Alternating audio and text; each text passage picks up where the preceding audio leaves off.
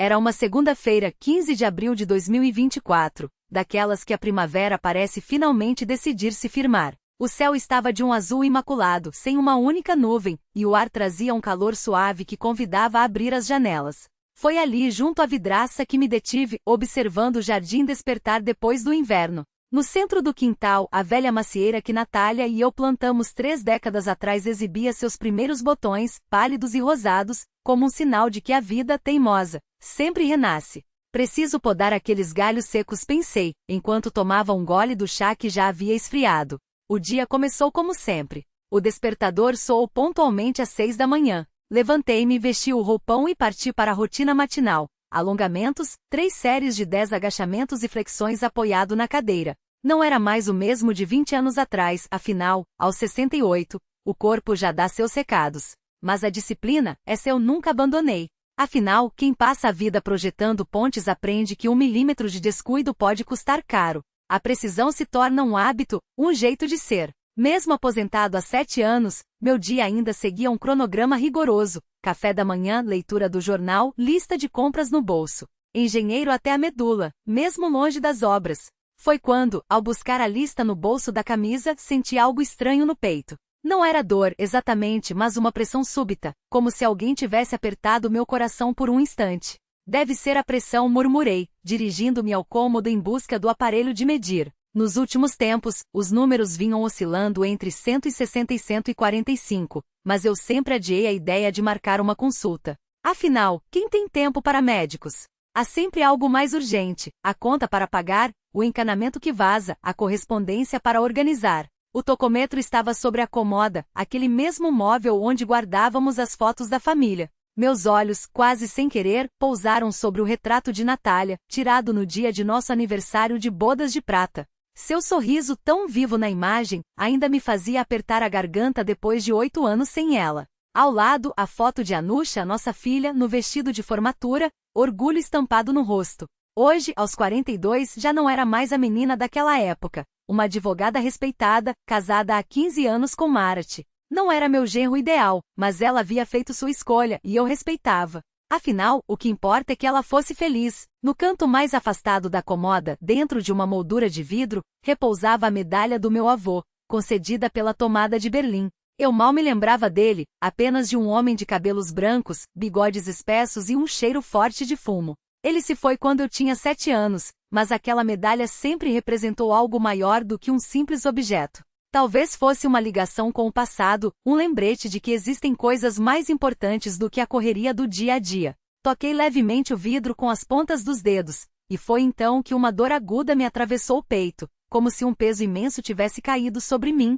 A sensação se espalhou do centro do tórax até o braço esquerdo, depois subiu pela mandíbula. Tentei respirar, mas os pulmões pareciam congelados, impossibilitados de se encherem. Então é assim que começa, pensei, com uma clareza assustadora. Um infarto. Instintivamente estendi a mão para o aparelho de pressão, mas os dedos tremiam tanto que ele escorregou e caiu no chão com um baque surdo. A visão começou a turvar. Pontos luminosos dançavam diante dos olhos, e um zumbido agudo, como um enxame de insetos, encheu meus ouvidos. O telefone. Onde está o telefone? Dei um passo em direção à mesa de cabeceira, mas as pernas falharam. Caí no chão como um saco vazio, sentindo o mundo girar ao redor. A sala, antes tão familiar, transformou-se em um borrão de cores e formas distorcidas. Uma onda de calor me invadiu, enquanto o suor frio escorria pela testa. Preciso chamar a ambulância. O aparelho estava a apenas 2 passos, mas aqueles passos pareciam uma distância intransponível. Arrastei-me pelo chão, apoiando os cotovelos, cada movimento disparando novas pontadas de dor. Finalmente, os dedos encontraram o plástico frio do celular. Consegui discar o 192, mas minha voz saiu fraca, quase irreconhecível. Meu coração. Estou mal. Não me recordo do que disse depois. Acho que consegui passar o endereço, ou talvez não. O que ficou gravado foi a imagem de Natália na foto, como se seus olhos me observassem com uma mistura de carinho e reprovação. Não tomei conta de mim, Natália. E então, como uma faca, veio o pensamento mais cruel. Não me despedi de Anusha. Ao longe, ouvi o uivo de uma sirene. Ou seria apenas o sangue pulsando nos ouvidos? Tentei me concentrar na respiração, como o médico do exército me ensinou anos atrás. Inspire devagar, conte até 2. Expire. A sirene ficava mais alta. 3, 4. Alguém bateu na porta. Ou era o meu coração disparado? 5, 6. Com um esforço sobre-humano, consegui balbuciar, está aberta. O resto são fragmentos. Homens de branco, uma agulha no braço, o balançar das maçãs, luzes que passavam em velocidade. Alguém perguntava sobre alergias, remédios. Tentei responder, mas as palavras não saíam. O que não desaparecia era a imagem de Natália e suas últimas palavras antes de partir. Cuide da Anusha. E eu cuidei. Talvez até demais. Dentro da ambulância, um socorrista jovem, quase um garoto, segurou meu pulso, monitorando as batidas. Aguente firme, Boris Dmitrievich. Já estamos quase chegando. Segure minha mão. Sua voz era calma, mas eu sentia a pressa no ar. Tem algum familiar para avisar? Alguém que possamos chamar? Minha filha, Ana. Com dificuldade digitei o número. Ouvi as chamadas caindo na caixa postal 1, 2 vezes. Ninguém atende, disse o rapaz, preocupado. Tem outro contato? Balancei a cabeça, negando. Não havia mais ninguém. Acordei sob luzes intensas, em meio a vozes abafadas e o som metálico de instrumentos. Rostos desconhecidos se moviam ao redor, mas tudo era um borrão. Alguém deu uma ordem, vamos começar. Senti um líquido gelado percorrer minhas veias, e tudo mergulhou na escuridão novamente. Quando voltei a mim, o corpo parecia pesado, como se estivesse preso a um bloco de chumbo. Cada respiração era um esforço. Tubos e fios saíam de mim, conectados a máquinas que emitiam bips constantes. Tentei mexer um dedo, mas até isso parecia impossível. A fraqueza era tão grande que manter os olhos abertos exigia um esforço hercúleo. Boris Dmitrievich, o senhor me ouve? Uma voz masculina grave cortou a névoa em minha mente. Se estiver ouvindo, pisque os olhos. Reuni todas as forças para obedecer. Ótimo. O senhor sofreu um infarto extenso. Fizemos uma cirurgia para desobstruir as artérias do coração. Cerca de 1/4 do músculo cardíaco foi afetado, mas conseguimos estabilizar. Agora, o mais importante é repouso. Pisquei novamente, tentando assimilar. Tentamos entrar em contato com sua filha, mas sem sucesso. Tem outro número que possamos ligar? Balancei a cabeça devagar. Não havia mais ninguém. Só a Anusha. O médico, agora eu via seu rosto, marcado pela exaustão com olheiras profundas, assentiu com compreensão. Vamos continuar tentando. Por enquanto, descanse. Fechei os olhos, mas o sono não vinha. Ao redor, enfermeiras se moviam em silêncio, monitores apitavam, outros pacientes gemiam baixinho. Nunca me senti tão só. É estranho viver 68 anos, construir dezenas de pontes, criar uma filha, e no momento em que a vida pende por um fio, perceber que não há ninguém por perto. Nenhum parente, nenhum amigo próximo. Apenas estranhos de jaleco branco, profissionais cumprindo seu dever.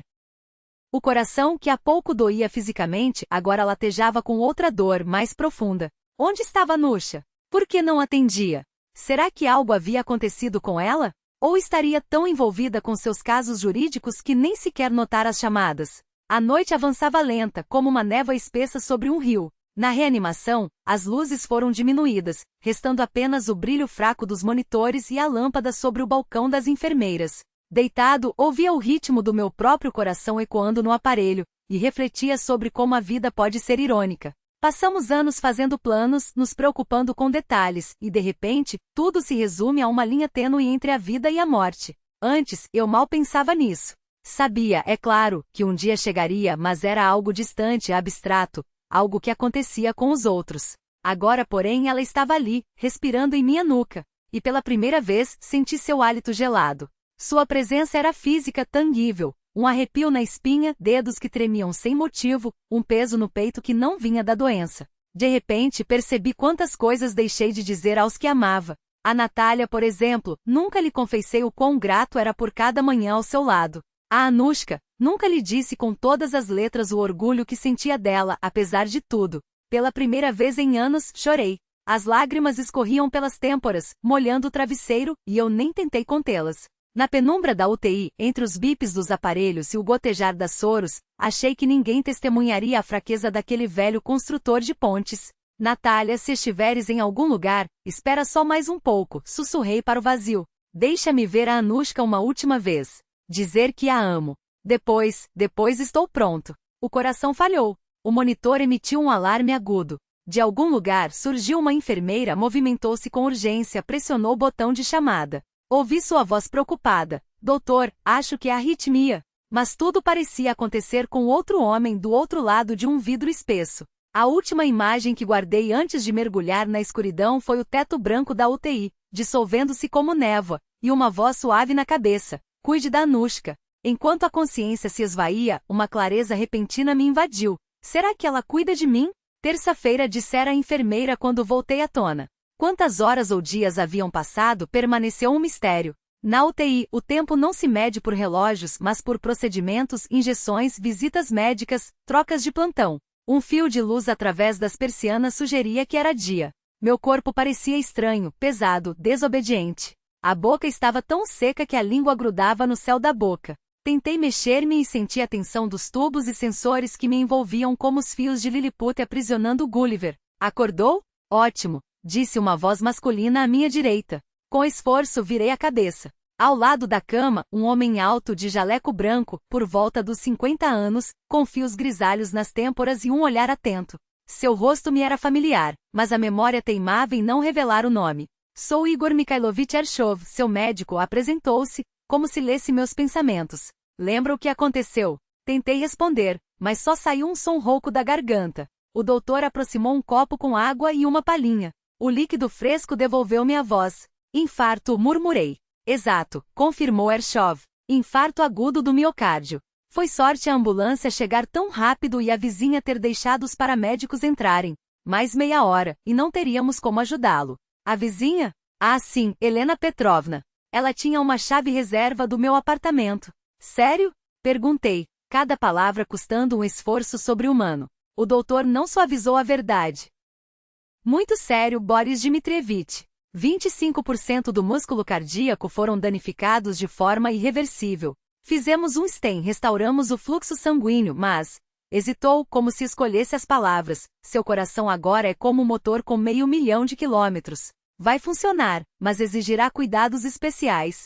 Nenhum esforço físico nos próximos meses. Dieta rigorosa, medicamentos em horários fixos e consultas regulares comigo. Assenti fracamente. Minha vida de engenheiro me acostumara à precisão e à disciplina. Cumpriria o regime se necessário. E minha filha? A pergunta que me atormentava finalmente escapou. Algo no rosto do médico mudou. Uma sombra passageira, como uma nuvem num dia de verão. Continuamos tentando contatá-la, disse, contido. Ontem finalmente conseguimos. Seu olhar desviou-se por um instante. Boris Dmitrievich, sou médico há 25 anos. Já vi de tudo, mas às vezes... Suspirou antes de prosseguir. Sua filha disse que está muito ocupada com o trabalho. Que tem um negócio importante que não pode ser adiado. Fechei os olhos, tentando absorver aquelas palavras. Talvez eu tenha entendido errado? Quando meu colega explicou que você estava em estado crítico e poderia não sobreviver até amanhã, continuou o doutor. Ela respondeu, pai, estou ocupada. Ligo quando puder. A dor que senti então não se parecia com a do infarto. Aquela era aguda, cortante, mas compreensível. O corpo avisando de um problema. Esta era surda, profunda, espalhando-se por toda a essência, paralisando não os músculos, mas algo muito mais íntimo. Tenho certeza de que ela não dimensionou a gravidade, apressou-se a acrescentar Ershov, notando minha reação. As pessoas nem sempre entendem. Não precisa, interrompi. Está tudo bem. Mas nada estava bem. Anushka, minha única filha, minha continuidade neste mundo. Pai, estou ocupada. 4 palavras que apagaram 42 anos de amor incondicional. De repente, memórias surgiram como um caleidoscópio. Cenas do passado se sobrepunham, formando um quadro dolorosamente nítido. 2000. Anushka, medalhista de ouro, prestes a entrar na faculdade de Direito. Pai, quero estudar em uma universidade particular. Lá o ensino é melhor. 300 mil por ano, 5 anos de curso. 1,5 milhão. Mais aulas particulares, livros, um notebook, outros 300 mil.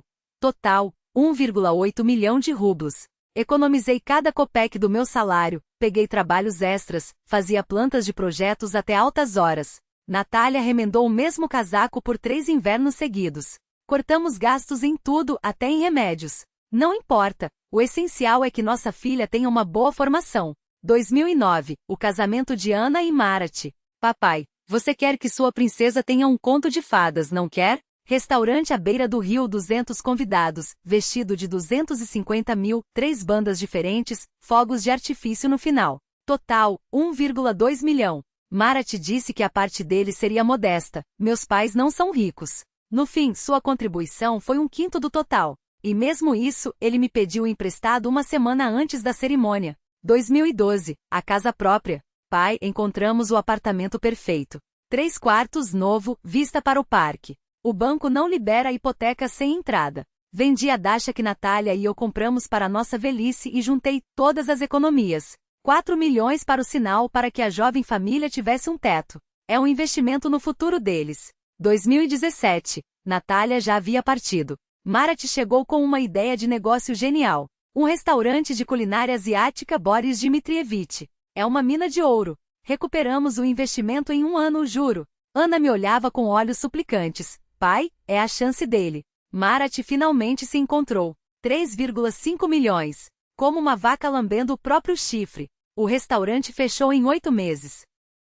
E entre esses grandes projetos, um fluxo constante de pedidos menores. Empréstimo para o carro, reforma no apartamento, férias na Turquia, casaco de pele para o aniversário, dinheiro para cobrir alguma dívida de Marat, mais um crédito, mais uma reforma. Pai, só você pode nos ajudar. Nós pagamos, prometemos. Quanto no total? Não menos que 8,5 milhões. 19 milhões de rublos. Uma fortuna. Praticamente tudo que ganhei na vida. Mas não era pelo dinheiro. Era pela maneira como o entreguei, com amor, com alegria, na esperança de garantir a felicidade da minha única filha, sem esperar retorno, sem exigir gratidão. Simplesmente porque ela era meu sangue, minha continuidade, parte de mim e de Natália. Pai, estou ocupada. Boris Dmitrievich. A voz calma do Dr. Vershov me trouxe de volta à realidade. Você não pode se abalar. Seu coração precisa de repouso. Respirei fundo, tentando controlar o ritmo acelerado do peito. Por fora, talvez parecesse tranquilo, mas por dentro algo se partirá. Como uma ponte com uma rachadura invisível na base. Ainda está de pé, ainda parece sólida, mas já está condenada. Desculpe por tê-lo aborrecido, disse o Dr. Ershov. Mas acredito que o paciente tem o direito de saber a verdade. Você terá uma recuperação longa, e é melhor entender em quem pode contar. Aprecio sua honestidade, doutor, respondi. Diga-me, quanto tempo ficarei aqui? Mais 2 ou 3 dias na UTI, se não houver complicações. Depois transferiremos para o quarto comum da cardiologia por 1 semana ou 10 dias. Em seguida, reabilitação em casa por pelo menos 3 meses. É desejável que alguém fique com você no início, especialmente à noite. Sorri amargamente para mim mesmo. Quem ficaria comigo? A Nuca, que está ocupada. Você tem outros parentes, além da filha? Perguntou o médico com cautela. Não, balancei a cabeça. Minha esposa havia morrido 8 anos antes, meu irmão ainda mais cedo. Os pais faziam tempo que se haviam ido. O Dr. Ershov assentiu com empatia. Nesse caso, será preciso contratar uma cuidadora. Posso recomendar uma pessoa de confiança. Agradeço, disse, grato por aquela pragmática. Em momentos críticos, é melhor se concentrar em ações concretas do que afundar em emoções. Descanse, Boris Dmitrievich. Agora você precisa preservar suas forças. Quando o médico saiu, fiquei deitado por muito tempo, olhando para o teto. Estranho como nada havia mudado externamente, as mesmas paredes, os mesmos aparelhos, os mesmos sons do hospital. Mas internamente, tudo se transformará. Como se, em um instante, o alicerce sobre o qual eu construíra minha vida nas últimas décadas tivesse desabado. Fechei os olhos e lembrei das palavras de Natália antes de morrer. Cuide da Nuca. Eu cuidei com tudo que tinha. E ela cuidava do seu tempo, das suas reuniões importantes. Enquanto seu pai oscilava entre a vida e a morte, algo quente escorreu pela minha face. Não enxuguei. Às vezes, as lágrimas são o único remédio para uma dor que nenhuma pílula consegue aliviar. Pai, estou ocupada. Essa frase agora se gravara em minha mente, e a cada minuto vinha a compreensão não apenas da decepção, mas de algo muito mais profundo, a consciência da traição. De que durante todos esses anos talvez eu tivesse vivido uma ilusão, a ilusão de uma família, de uma paternidade. De que todos os meus sacrifícios haviam valido a pena. Deitado naquela UTI com o coração partido no sentido literal e figurado, entendi que precisaria aprender a viver de novo. Não apenas por causa do infarto, mas porque a vida anterior, os relacionamentos, os valores, tudo aquilo se revelaram miragem, dissolvido por 4 palavras simples. Pai, estou ocupada.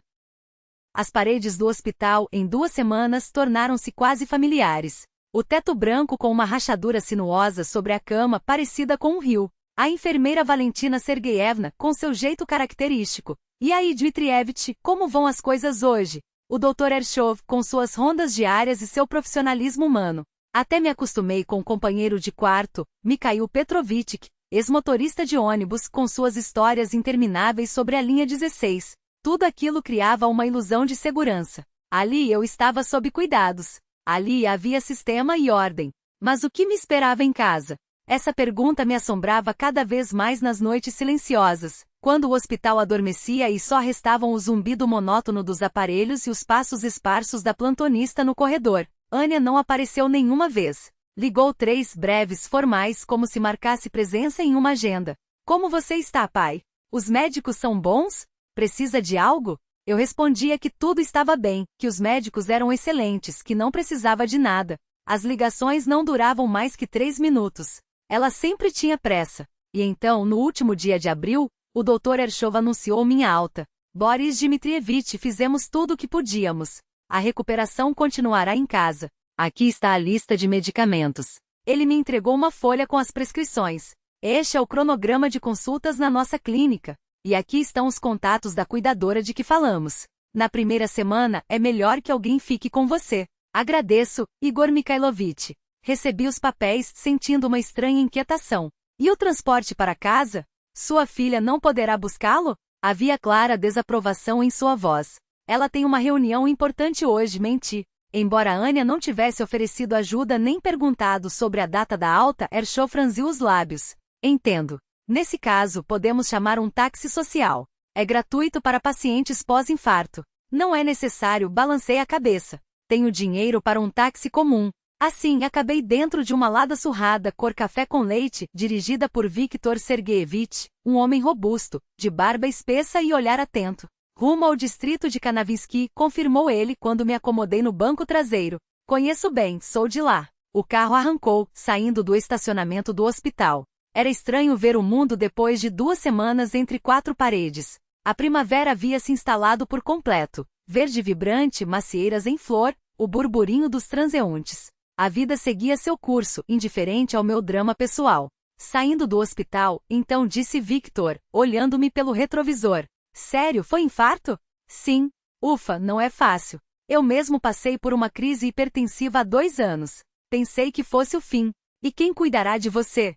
Perguntou. Minha esposa. Sou viúvo. Há 8 anos. Tem filhos? Hesitei. Uma filha. Advogada, trabalha em um escritório. Muito ocupada. Algo em meu tom deve ter revelado mais do que as palavras. Victor grunhiu, compreensivo. História conhecida. Meu filho é publicitário em Moscou, em alguma empresa chique. Faz 6 anos que não nos falamos. Por quê? Perguntei, sem pensar. Ele deu de ombros, desviando de um buraco na estrada. Ele tem vergonha de mim. Um pai taxista sem diploma universitário. Como apresentar um velho de mãos calejadas e casaco remendado aos amigos de ternos de 100.000 rublos e carros importados? É complicado. Fiquei em silêncio, absorvendo suas palavras. A sabedoria daquele homem simples soava mais profunda do que todas as sutilezas jurídicas que minha filha dominava. Olha aqui, continuou Victor, virando para minha rua sem que eu precisasse indicar o caminho. Quando tive o ataque, quem me socorreu primeiro? Um passageiro, um completo estranho. Levou-me ao hospital, esperou pelos médicos, nem cobrou a corrida. Já meu filho, quando soube, só mandou uma mensagem: melhore. E pronto. Paramos em frente ao meu prédio. Estendi o dinheiro pela corrida, mas ele recusou. De convalescentes não aceito. Questão de karma. Vamos, melhor eu ajudar você a subir. Não recusei. As forças ainda não haviam voltado por completo, e os 2 lances de escada pareciam um desafio imenso. Na porta do apartamento nos despedimos. Victor me entregou seu cartão. Se precisar, ligue. Seja para ir ao mercado, seja para exames. Para você farei com desconto de amigo. Agradeci e sozinho, fiquei por um longo tempo diante da porta, sem coragem de girar a chave.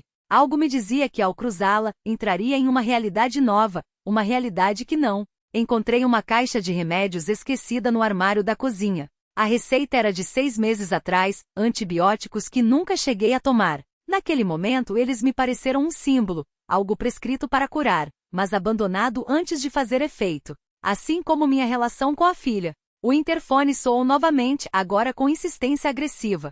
Ana não esperou resposta. Sua voz ecoou pelo corredor, misturada ao ruído metálico da porta sendo forçada. Quando entrei na sala, ela já estava de pé, com as mãos apertando a bolsa como se fosse um escudo. Marat, atrás dela, cruzava os braços sobre o peito largo, o rosto vermelho de indignação. Você não tem o direito de fazer isso. Ana quase gritou, os olhos úmidos. Esses dinheiros são nossos por direito. Sempre foi assim. Nunca foi assim, corrigi, sentando-me devagar, como se cada movimento fosse calculado. Eu ajudei vocês. Mas ajuda não é obrigação eterna. E muito menos um cheque em branco para saquear minha vida. Marat deu um passo à frente, a voz grossa. Você está sendo ingrato. Sem nós, quem ia cuidar de você? Quem ia pagar suas contas quando você caiu doente? Uma risada seca escapou de mim. Não de humor, mas de ironia amarga. Ah, as contas. Abri a gaveta da mesa de centro e tirei o extrato bancário impresso naquela manhã. Aqui está. 450 mil rublos, sacados enquanto eu lutava pela vida. Cuidar de mim, custou caro, não é? Ana recuou como se eu tivesse jogado algo nela. Seus dedos tremiam ao pegar o papel. Isso foi para cobrir suas dívidas. O cartão de crédito, as despesas do hospital. Mentira. A palavra saiu limpa, sem ódio. O hospital é coberto pelo seguro. E meu cartão está zerado há meses. Vocês sabem disso. Olhei para Marat, que evitou meu olhar. Esses dinheiro foram para o seu negócio, aquele que falha todo ano, mas sempre tem uma nova desculpa. Ou talvez para a bolsa nova da Ana. Quem sabe? Silêncio. O tipo de silêncio que precede uma tempestade ou um desmoronamento. Ana engoliu em seco. Você está nos acusando de roubá-lo? Não. Balancei a cabeça. Eu os acuso de algo pior, de me tratarem como se eu já estivesse morto. Como se meu dinheiro fosse herança antecipada, e minha vontade não importasse. Respirei fundo, sentindo o peso das palavras. Mas eu ainda estou aqui. E enquanto estiver, decido que é meu. Marat cerrou os punhos. Você vai se arrepender. Vamos contestar isso na justiça. Provar que você não está em pleno juízo depois do infarto. Façam isso. Sorri pela primeira vez em semanas, um sorriso triste, mas genuíno. Vão descobrir que minha memória está intacta. E que tenho testemunhas, o banco, o médico, até o motorista que me trouxe hoje. Apontei para a porta. Agora, se me dão licença, preciso descansar. A reabilitação não espera. Ana abriu a boca, mas nenhuma palavra saiu. Seus olhos saltaram entre mim e Marat, como se buscassem uma saída. Por fim, ela virou as costas e saiu, os saltos batendo no chão como marteladas. Marat hesitou como se quisesse dizer mais, mas seguiu fechando a porta com força. Fiquei sozinho novamente. O apartamento, antes opressivo, agora parecia meu. Pela primeira vez em anos. O telefone vibrou na mesa. Era uma mensagem de Olga Nikolaevna. Boris Dmitrievich, não se esqueça de tomar o remédio às 18 horas. E evite emoções fortes. Respondi, obrigado. Hoje, pela primeira vez, sinto que estou tomando o remédio certo. Coloquei o celular de lado e olhei para a foto de Natasha. Seu sorriso, congelado no tempo, parecia dizer: agora sim, você está vivo. Você parece homem que tomou uma decisão irreversível. Não é pergunta, é constatação. Assenti, passando os dedos pelo coldre do documento recém-assinado. A tinta ainda fresca como a certeza que me queimava por dentro. Não é apenas sobre dinheiro, Valentina Sergeyevna. É sobre o direito de escolher como minha vida será lembrada. Eles queriam transformar minha memória em moeda de troca. Eu escolhi transformá-la em esperança para quem ainda luta. Ela observou-me por um longo instante, como se pesasse cada palavra em uma balança invisível. Depois, com um suspiro quase imperceptível, fechou a pasta azul com o carimbo oficial. Boris Dmitrievich, você entende que ao fazer isso, está queimando todas as pontes? Mesmo que amanhã sua filha venha com lágrimas nos olhos pedindo perdão, ela não virá interromper sem amargura. E se vier, será por interesse. Há anos confundo amor com obrigação. Hoje aprendi a diferença. A Nousa inclinou a cabeça, como quem aceita uma verdade dolorosa mas inegável. Bem, neste caso, deixe-me dar um conselho pessoal, não profissional. Prepare-se. Eles não vão desistir tão fácil. Quando pessoas como sua filha e esse, companheiro dela percebem que perderam o controle sobre uma fonte de renda, tornam-se imprevisíveis. Podem recorrer a chantagens emocionais, processos judiciais, até calúnias públicas. Sorri com um gesto seco, sem alegria. Já começaram. Ontem ameaçaram questionar minha sanidade mental. Hoje, quem sabe, dirão que um velho doente foi manipulado por um fundo duvidoso. Mas sabe, Valentina Sergeyevna, Apertei o documento contra o peito, onde a dor latejava surda. Pela primeira vez em décadas, sinto que respiro sem peso no peito. Isso não tem preço. Ela abriu a gaveta e retirou um cartão de visitas branco, com letras douradas discretas. Meu número pessoal. Se precisar de ajuda jurídica urgente, ligue a qualquer hora. E hesitou como se escolhesse as palavras com cuidado, se um dia quiser apenas conversar com alguém que entende o que é ser traído pela própria sangue, minha porta está aberta. Minha filha também escolheu o dinheiro em vez de mim. O cartão queimava em minha palma. Não pela oferta de ajuda, mas pela solidariedade silenciosa daquele gesto. Obrigado. Mas acho que já tive minha cota de traições por uma vida inteira. Guardei o cartão no bolso interno do paletó, ao lado da foto de Natasha. Agora só quero garantir que, quando minha hora chegar, ela não seja maculada por mãos sujas. Valentina Sergeyevna acompanhou-me até a porta, seus passos ecoando no corredor de madeira escura. Última coisa, o fundo que você escolheu é sério. Mas sugiro que envie uma cópia do testemunho para seu médico, Dr. Ershov. Caso eles tentem alegar demência, um atestado de que você estava lúcido no dia da assinatura será útil. Já pensei nisso. Ajustei a gola do casaco, sentindo o ar frio da rua invadir o saguão. Ershov virá amanhã para um check-up. Levarei o documento comigo. Ela assentiu, satisfeita. Então, Boris Dmitrievich, que Deus lhe dê forças. Você vai precisar. Saí para a calçada, onde Victor já esperava com o carro ligado. O motor ronronava baixo, como um gato adormecido. Ao me ver, ele abriu a porta do passageiro, mas fiz um gesto para que esperasse. Precisava de 1 minuto. Um único minuto para olhar o céu cinzento de outubro, sentir o vento cortante no rosto e lembrar que, apesar de tudo, ainda era dono do meu próprio destino. Quando entrei no carro, Victor notou a mudança. Tudo certo, Boris Dmitrievich? Você está diferente. Estou livre, Victor. Pela primeira vez em muito tempo. Ele não insistiu em perguntas.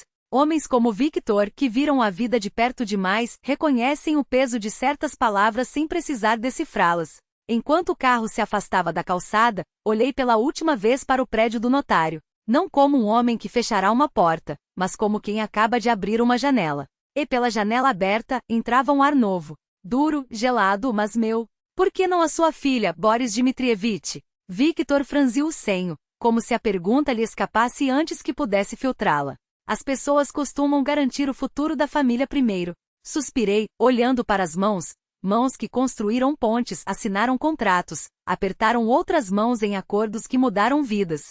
É uma história longa, Victor. Digamos apenas que já garanti tudo o que Ana precisava em vida. O carro parou no sinal. Foi então que vi a Petrovna ao lado do táxi, ereta como um carvalho velho, apesar dos anos e da neve que branqueava seus cabelos curtos. A mesma mulher que meses atrás havia entregue as chaves do meu apartamento aos paramédicos enquanto eu lutava contra o infarto no chão da sala. Ex-professora de matemática com uma postura que impunha respeito sem precisar de palavras. Boris Dmitrievich. Finalmente o encontro. Sua voz era firme, mas os olhos, esses traíam uma preocupação que não condizia com o tom brusco. Passei lá em casa hoje cedo. Só encontrei a cuidadora. Disse que você tinha saído por negócios. O último termo soou entre aspas, como se ela duvidasse da versão. E por que a senhora está no centro, é Petrovna? Perguntei, surpreso. Não era comum vê-la tão longe do nosso bairro. Fui ao banco. Ela ajustou a bolsa no braço com um gesto preciso. Precisava arrumar essa bagunça da minha pensão na conta digital. Vi o Victor aqui parado e ele contou para onde você tinha ido. Seus olhos deslizaram para o motorista que apenas assentiu, como se aquele pequeno ato de lealdade não precisasse de explicações. Ela baixou a voz, aproximando-se. Ouvi falatórios dos vizinhos sobre a encenação da sua Ana e Kelly, marido dela. A palavra marido soou como um insulto. Uma vergonha. Eles andaram batendo nas portas, fazendo perguntas sobre você, insinuando que você estava perdendo a cabeça.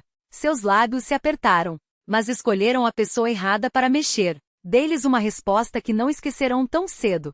Imaginei a cena. É Petrovna, com seus 1,50 m de altura, enfrentando Ana e Marat com a mesma autoridade com que anos atrás silenciava turmas de adolescentes barulhentos. Disse a eles que você tem mais juízo no mindinho do que os dois juntos na cabeça. E avisei o Michalich do 5º andar e o Semyonov. Eles não vão conseguir manchar sua reputação, pode ficar tranquilo. Agradeci, comovido. Ela afastou o gesto com um movimento da mão. Bobagem. Já passei por coisa parecida. Meu filho e essa, esposa dele, ela cuspiu a palavra, também quiseram me declarar incapaz para ficar com o apartamento. Foram embora pro Canadá e me largaram aqui como um fardo. Mas a minha netinha, a Masha, essa é diferente. Uma joia rara. Victor limpou a garganta. Posso levar os dois? A senhora mora no meu caminho, é Petrovna. Ela aceitou sem hesitar. No trajeto, enquanto o carro deslizava pelas ruas cinzentas de inverno, Petrovna contou mais detalhes. Ana e Marat haviam tentado semear dúvidas entre os vizinhos, mas esbarraram em uma barreira inesperada. O Michalich até riu na cara deles. Disse que se você está louco, então ele também está, afinal, jogam xadrez juntas há 10 anos e você sempre ganha. Ri baixinho, imaginando a cena. Era reconfortante saber que mesmo quando a própria filha duvidava de mim, havia pessoas que conheciam meu valor. Chegando em casa, uma mensagem do Dr. Ershov me aguardava. Sua voz, ao telefone, era cortante como um bisturi. Boris Dmitrievich, sua filha esteve aqui. Tentou comprar um diagnóstico de incapacidade mental. Ofereceu gratificações em troca de um laudo que a favorecesse. Meu estômago revirou. E o que você respondeu? Que sou médico, não mercador de papéis sujos. Sua indignação era palpável. E que, do ponto de vista profissional, os sinais de desequilíbrio estão mais evidentes nela do que em você. Uma pausa. Mas não se iluda. Ela não desistirá. Ouvi dizer que procurou o Zuel, chefe da psiquiatria. Ele não emitirá nada sem exame, mas, fique atento. Desliguei, esgotado, mas com uma clareza cristalinada. Ana merecia uma última chance. Não por ela, mas por Natasha, que amara aquela menina mais do que a própria vida, e por mim, para não carregar a culpa de não ter tentado. E talvez por um resquício de esperança de que em algum lugar dentro daquela mulher ambiciosa, ainda existisse a filha que um dia me abraçava sem pedir nada em troca. Disquei um número. Ana, precisamos conversar. Sério. Uma pausa. Vem amanhã, às 6. Sozinha. Para minha surpresa, ela aceitou sem discutir. Está bem, papa. Estarei lá. Na manhã seguinte, Petrovna apareceu com uma visita inesperada. Boris Dmitrievich, quero apresentá-lo à minha Masha. Ao seu lado, uma jovem de pouco mais de 20 anos, magra com uma longa trança loira e olhos de um azul tão claro que pareciam refletir a luz do inverno. Havia algo nela, uma sinceridade tranquila, uma curiosidade genuína, que me lembrou Ana aos 17 anos, antes que o dinheiro e Marat apagassem aquela centelha. O prazer é meu. Apertei a mão que ela estendia, surpreso com a firmeza do aperto. Sua avó contou que você estuda medicina. 3º ano, não é? Sim. E justamente estamos vendo cardiologia. Seus olhos brilharam. A vovó disse que o senhor teve um infarto. Posso dar uma olhada nos seus remédios? Quero ter certeza de que a dosagem está adequada. Não era uma oferta vazia ou interesseira. Era simples, uma estudante aplicada, uma neta que se importava. Enquanto ela examinava meus comprimidos, explicando cada um com uma precisão que revelava paixão pelo ofício, senti um nó na garganta. Assim deveria ser. Assim poderiam ter sido nossos almoços de domingo, nossas conversas, cheias de respeito, de trocas verdadeiras, não de cálculos mesquinhos. O senhor é engenheiro de pontes, não é? Perguntou Masha, enquanto guardava de volta a caixa de remédios. Deve ser fascinante. Ver algo que você projetou unir duas margens, duas vidas. Sim, pensei. Utir. Era exatamente isso que eu tentará fazer com Ana, construir uma ponte entre o passado que nos unira e o futuro que ela escolhera destruir. Às 6 em ponto, a campainha tocou. Ana entrou com a postura rígida de quem se prepara para uma batalha. Sentou-se à minha frente, as mãos crispadas sobre a bolsa, como se pronta para fugir a qualquer momento. Estou aqui, papa. Sobre o que você queria falar? Respirei fundo. Ana, vou te dar uma última chance. Uma última oportunidade de consertar o que quebramos. Seus olhos se estreitaram. Consertar o quê? Você é que estragou tudo. Nossos relacionamentos. Sua maneira de me ver. O que nossa família se tornou. Ela abriu a boca para retrucar, mas levantei a mão. Não foi quando bloqueei o acesso aos seus empréstimos. Foi muito antes. Foi quando você parou de me enxergar como pai e passou a me tratar como um caixa eletrônico com sentimentos. Isso não é verdade. Sua voz tremia, mas os olhos fugiam dos meus. Eu sempre. Quando foi a última vez que você veio me visitar sem querer nada? Sem um pedido, sem uma justificativa, só para estar comigo? O silêncio que se seguiu foi sua resposta. Não se lembra porque isso não existe. Todos têm trabalho, todos têm afazeres. Mas as pessoas arrumam tempo para quem amam. Ela mordeu o lábio. O que você quer de mim, papa? Mais uma bronca? Uma proposta. Seus olhos se arregalaram. Mudei meu testamento. Todo o meu patrimônio, após minha morte, será doado a um fundo de apoio a pacientes cardíacos. O quê? Ela se levantou de um salto, a cadeira rangendo. Você não pode fazer isso. Posso. É meu dinheiro. E meu direito decidir o que fazer com ele. Ela abriu a boca para protestar, mas continuei. Mas estou disposto a reconsiderar. Sob uma condição. Ana se sentou novamente lentamente como se temesse uma armadilha. Qual? Que você prove por um ano que suas intenções são sinceras. Não com palavras, mas com atos. Seus dedos branquearam ao apertar a bolsa. O que isso significa? Nenhum pedido de dinheiro. Visitas reais não para marcar presença, mas para estar presente. Ajuda em casa. Cuidado. Respeito. Tudo que constitui uma relação normal entre uma filha e um pai. Ela me encarou, incrédula. E então você muda o testamento de volta? Não imediatamente. Daqui a um ano, se ouvir mudança genuína. Se entender que você quer a mim, não há o que posso te dar. Um ano. Sua voz subiu. Você quer que eu faça de conta que sou a filha perfeita por um ano? E se você mudar de ideia no final? Não mudarei. Se a mudança for real. Fiz uma pausa. E estou prestes a assinar um documento que garante? Um documento perante o tabelião que formaliza esse compromisso, completei, deslizando a caneta sobre o papel. Ana balançou a cabeça, os lábios apertados em uma linha fina. Isso é chantagem. Papai, você está tentando comprar meu afeto? Não, filha. Estou tentando te dar uma chance de lembrar o que é amor de verdade. Aquele que não se compra, que se mostra em atos, não em palavras. Ela se levantou de repente, agarrando a bolsa com mãos trêmulas. Não vou me humilhar. Não vou participar dessa farsa. Você tem obrigação de nos ajudar. Somos sua família. Família não é só direitos, Ania, respondi baixo, mas firme. É também deveres. É cuidar um do outro.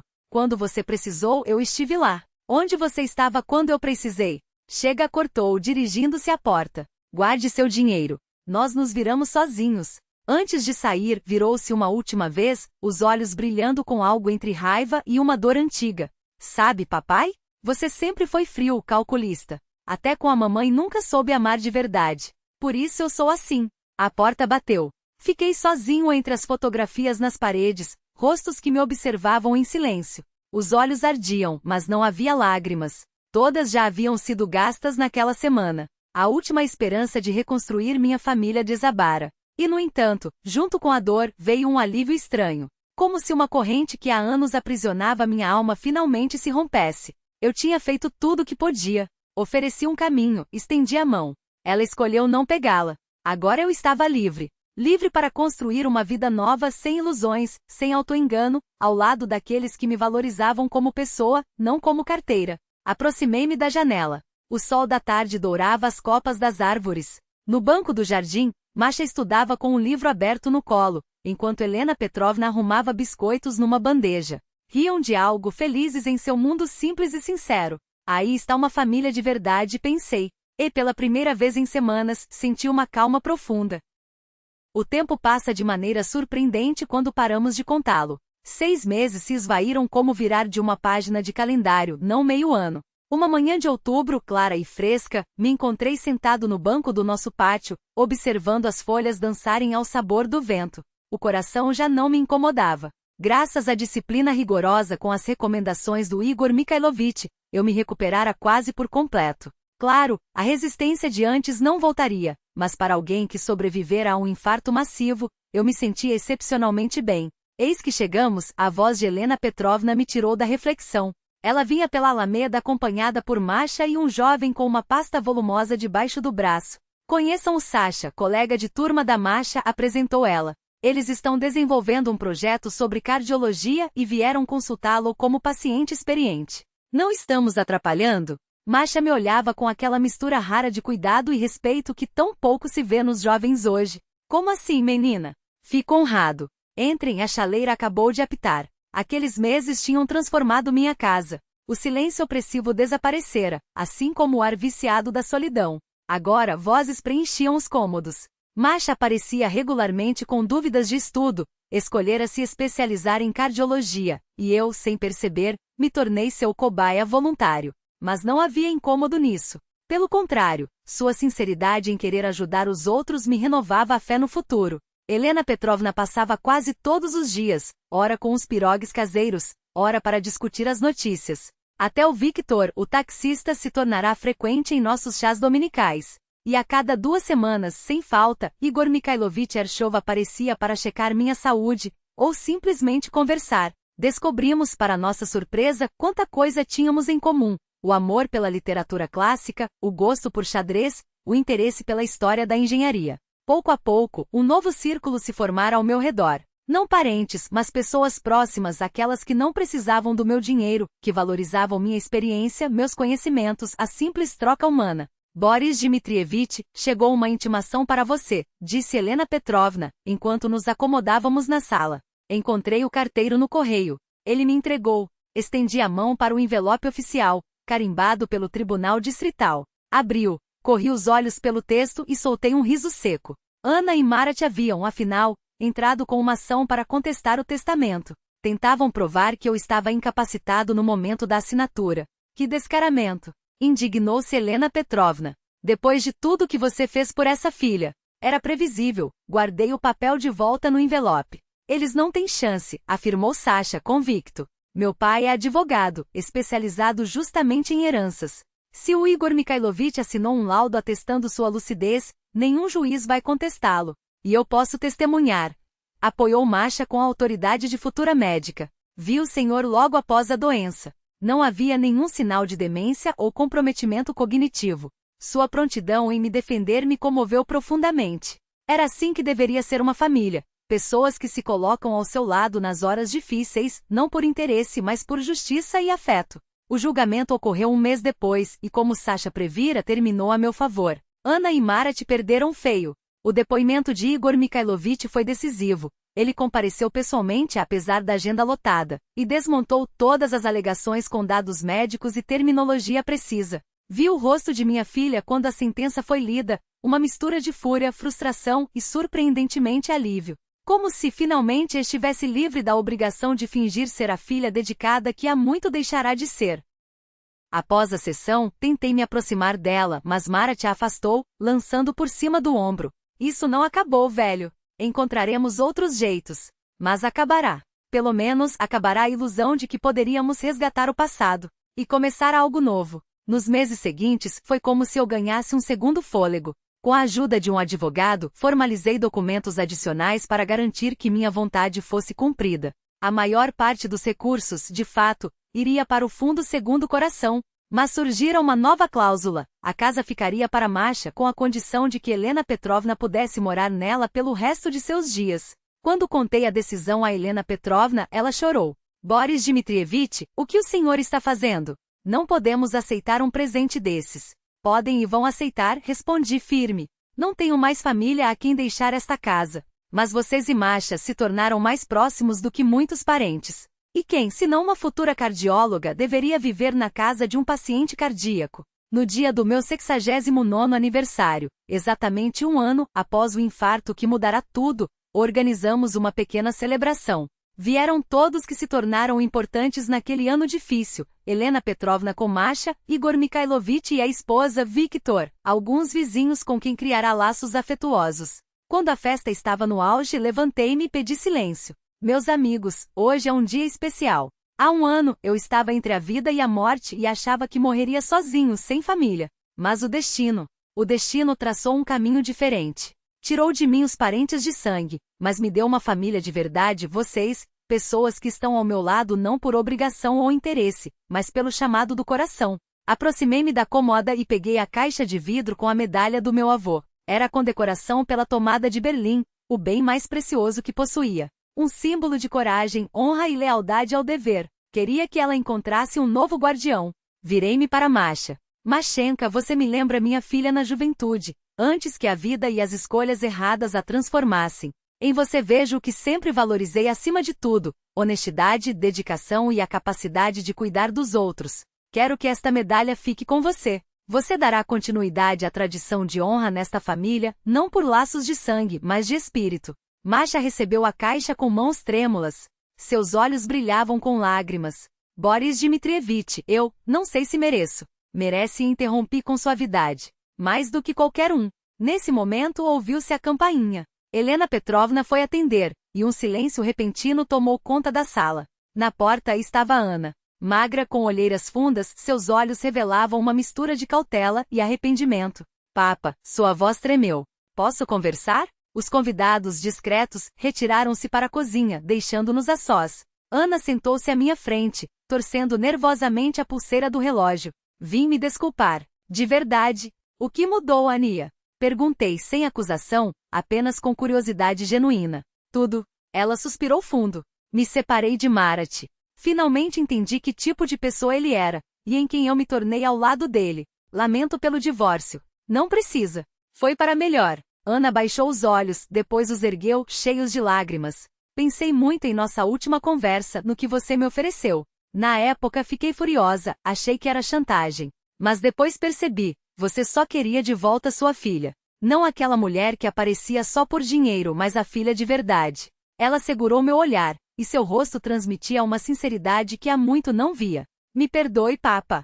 Por tudo. Fiquei em silêncio, observando-a. Seria genuíno aquele arrependimento ou mais uma tentativa de manipulação? O coração dizia que sim, mas a razão pedia prudência. Não estou pedindo para voltar ao testamento, continuou Ana, como se lesse meus pensamentos. Nem dinheiro.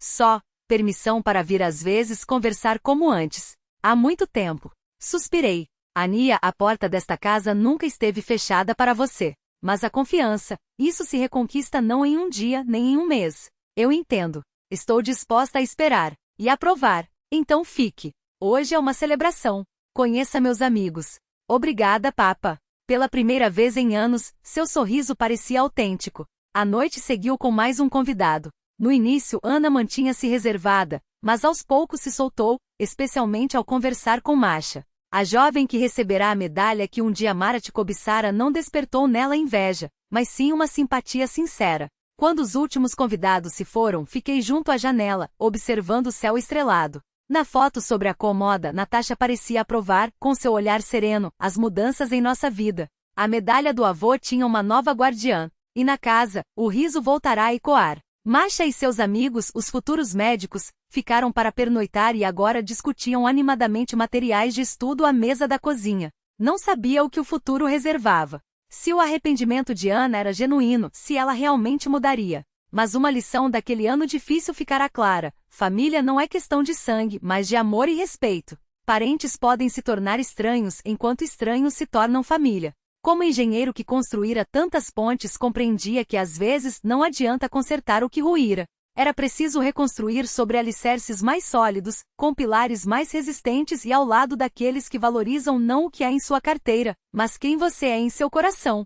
Naquela noite, depois que os últimos ruídos se aquietaram e Masha com seus amigos adormeceram no quarto de visitas, permaneci por muito tempo na varanda, ouvindo o silêncio noturno. Fazia exatamente um ano desde que meu coração parara, primeiro literalmente na UTI, e depois metaforicamente quando descobrira a traição da filha. Relembrava aquele ano, a dor, as perdas, os desenganos, mas também as descobertas inesperadas, os novos laços, as novas formas de afeto. Como alguém que erguera dezenas de pontes sobre rios se vira incapaz de construir uma sobre o abismo que me separava da própria filha, e como, mesmo assim, encontrara forças não apenas para sobreviver, mas para renascer. Um ano antes eu estava na reanimação destroçado sozinho, com a sensação de que tudo fora em vão. O mundo desabara, mas eu resistira. Mais do que isso, construíra um novo mundo sem hipocrisia, sem interesses, sem ilusões.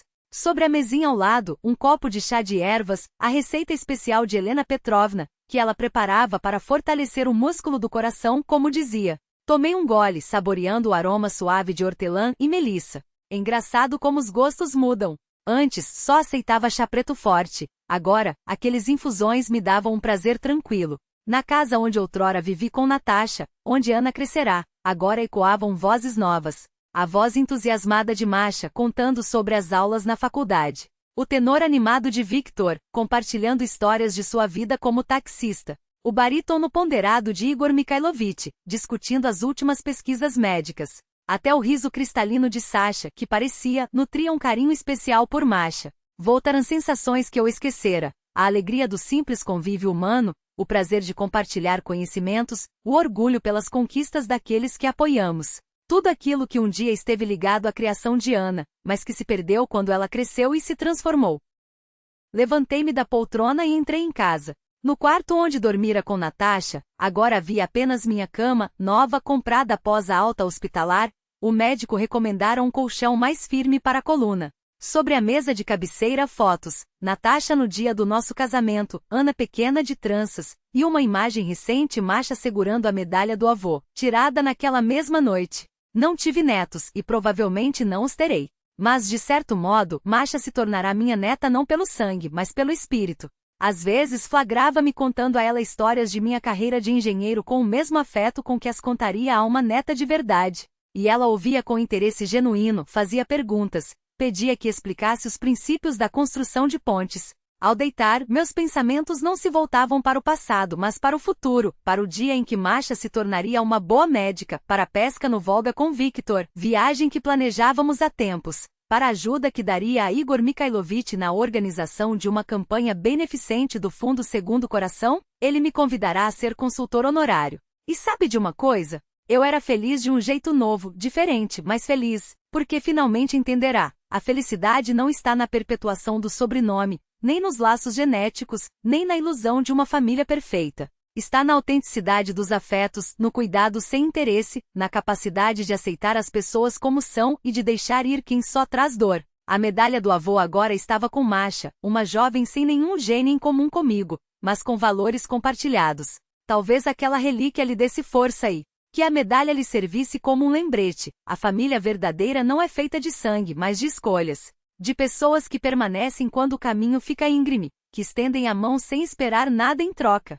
Foi assim que Ana apareceu na porta da minha casa naquele dia de aniversário, com os olhos úmidos e as palavras trêmulas. Seu arrependimento parecia sincero, mas o tempo, e apenas ele, revelaria se aquela mudança era genuína ou apenas mais uma máscara. Eu estava disposto a dar-lhe uma chance, porém não seria o mesmo caminho de antes. Não haveria heranças a reclamar, nem privilégios a exigir. Desta vez, o percurso seria de reconstrução, de confiança, de respeito, de pequenos gestos que somados poderiam, ou não, ressignificar o que restava do nosso vínculo. A ironia da vida é que passei uma década construindo pontes sobre abismos, entre culturas, entre gerações, entre o que eu era e o que sonhava ser. Mas a ponte mais importante foi aquela que, sem planejar, ergui entre mim e pessoas que antes mal notava. A vizinha que me emprestou açúcar e ficou para o chá, o taxista que me contou sua história entre um semáforo e outro, a médica que me ouviu além dos sintomas, a estudante que me ensinou mais do que eu a ela. Hoje, eles são minha família. Não por acaso do nascimento, mas por deliberação do coração. Naquela noite, adormeci sem o peso das dúvidas ou os fantasmas do passado. A nova vida não havia apenas começado. Ela já corria a toda velocidade, e eu estava pronto para vivê-la com a dignidade que merecia, sem amargura, sem lamentar o que ficou para trás, porque o futuro, mesmo aos 69 anos, ainda prometia ser rico em significado. E o que há de mais precioso para um ser humano do que a certeza de que sua existência importa? De que, quando o coração biológico parar, permanecerá o que se construiu nos corações alheios: pontes de confiança, colunas de apoio, arcos de compreensão. Essas estruturas sobreviverão a mim. Serão meu legado mais valioso, muito além de contas bancárias ou propriedades. Engenheiro até a medula, finalmente ergui a obra-prima da minha vida, uma ponte entre o passado com suas feridas e desilusões, e um futuro aberto a possibilidades autênticas e relações sem máscaras. Talvez não fosse a ponte que imaginei na juventude, mas era sólida, resistente e, acima de tudo, minha. Feita de escolhas, não de obrigações, de afetos, não de conveniências. E isso, no fim das contas, era tudo o que sempre precisei.